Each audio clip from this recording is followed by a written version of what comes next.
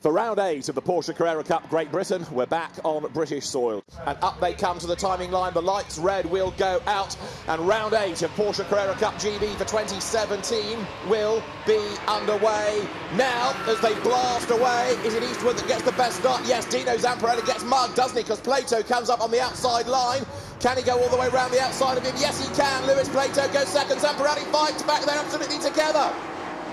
Great stuff. Zamparelli does retake second, possibly a nudge from behind as Plato was really close. He goes to the outside. It's Theo Alinat's fourth. He's up the inside in the JTR car. Number 11, Theo Alinat now goes third as they work their way out of the corner.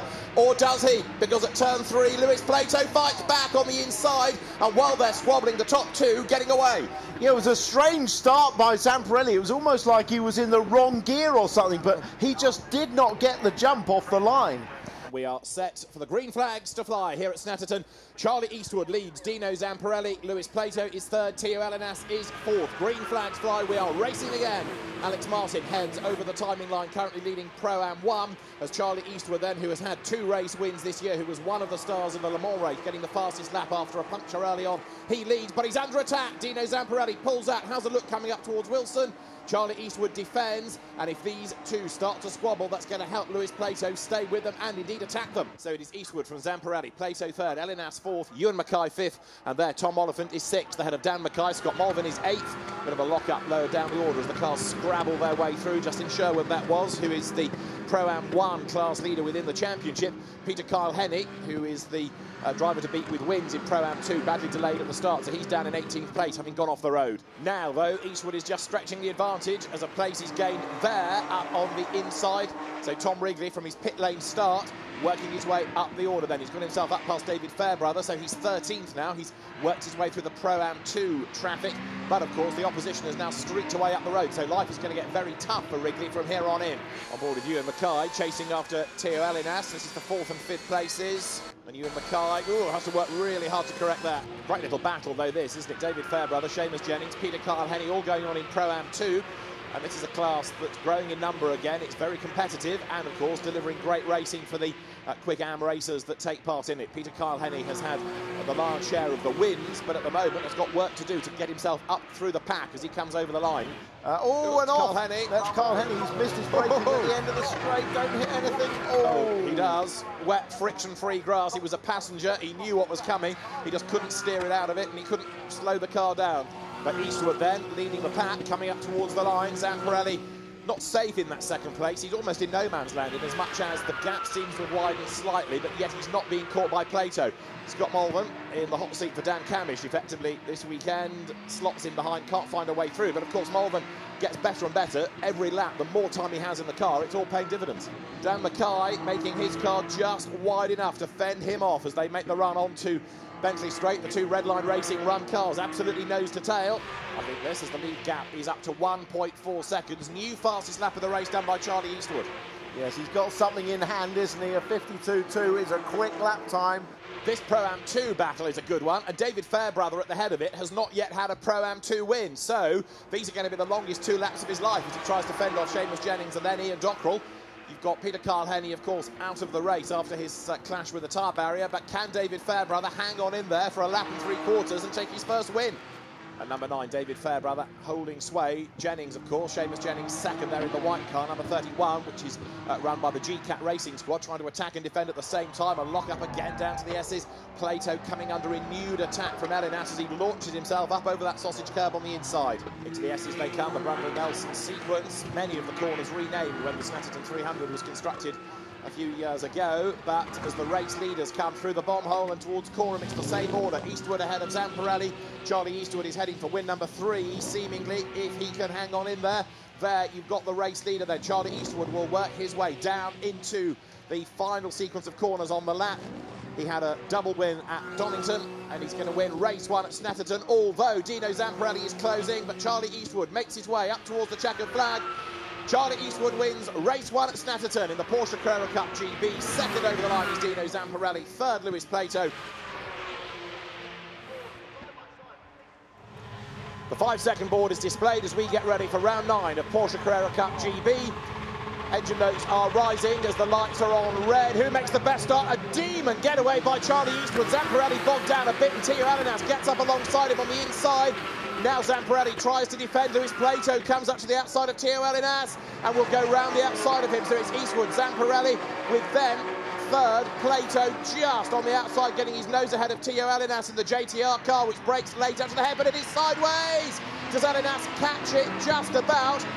Plato gets run out wide. Alinas goes third, but that could have all ended in tears as they work their way down towards turn 3, and it's Tom Oliphant now up into 4th. 5th is Plato, 6th is Scott Malvern. That was an electric start from Charlie Eastwood. The car just sat down, put its power down and rocketed away. So there's Charlie Eastwood leading the way. Is he escaping in the first sector? Again, they're trading hundreds, really. John McCulloch still battling with Ridley at the inside. Behind goes Peter Carl-Henny for the lead of the class there. Gets himself up past the white and blue car of Seamus Jennings. So now a good move that from Peter Carl-Henny puts him into the lead of Pro-Am 2. Yeah, that was a good opportunist move by Peter Carl-Henny. Wants to make amends for that first race mistake that saw him end in the barriers. And he took advantage of Wrigley and John McCulloch coming through there, which just destabilised Seamus Jennings' rhythm. Out of Wilson they go. There's the leading situation, just going out of shot. So at the end of the previous lap, Dino Zamparelli was the faster of the two. Let's wait and see in the first sector what the margin is like. A cheeky flash of the lights there from Dino Zamparelli. Is that going to unsettle Charlie Eastwood? No, but he is quicker, Dino, in the first sector again. So the challenge is coming, isn't it? Lead gap is down again to 0.4 of a second. Another fastest lap of the race done by Dino Zamparelli, who is now definitely close enough to really apply pressure to Charlie Eastwood, and on this lap 8 of 14 really start to attack for the race lead. There's another flash of the lights as the trim trailing Zamparelli 911 accelerates down towards Agostini now. Is this an overtaking opportunity? And even if it is he close enough? He thinks about it, but he doesn't dive out at the last moment. But now Eastwood knows he's in a motor race. Great battle going on here in Pro-Am 2. Peter Carl-Henny is away and gone up front for the lead, but this for second. Seamus Jennings, David Fairbrother, Ian Dockrell.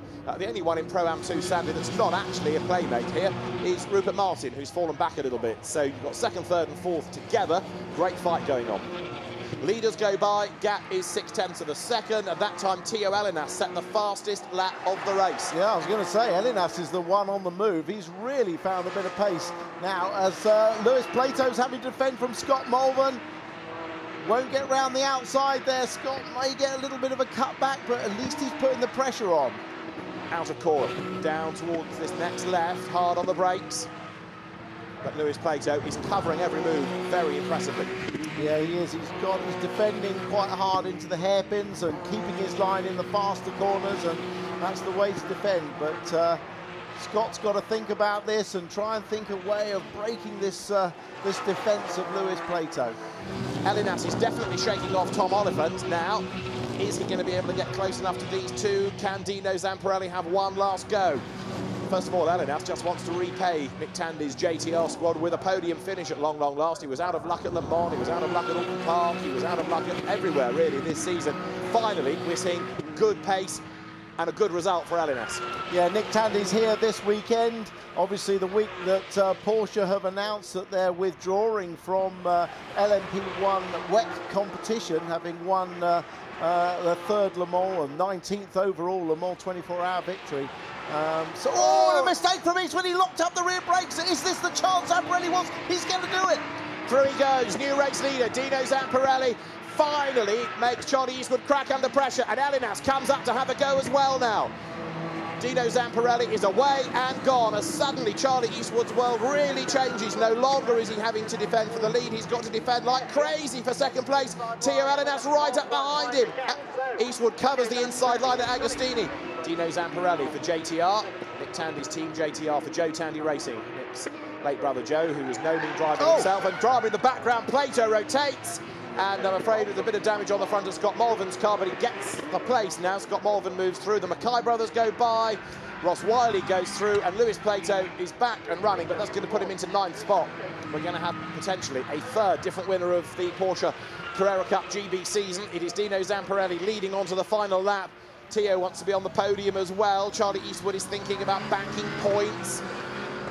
comes then now through the right at bomb hole, but Elinas is tucked up behind him for the race lead and for the race win. Dino Zamparelli will round Coram and then set the car up for the run to the checkered flag. Loops his way round the right-hander, brakes hard, goes down through the gears, and then will accelerate up towards the checkered flag and up towards victory in this, the second race of the day for the Porsche Carrera Cup GB at Snetterton. Dino Zamparelli will win round 9, and he is delighted. It's a win for Dino Zamparelli and for JTR.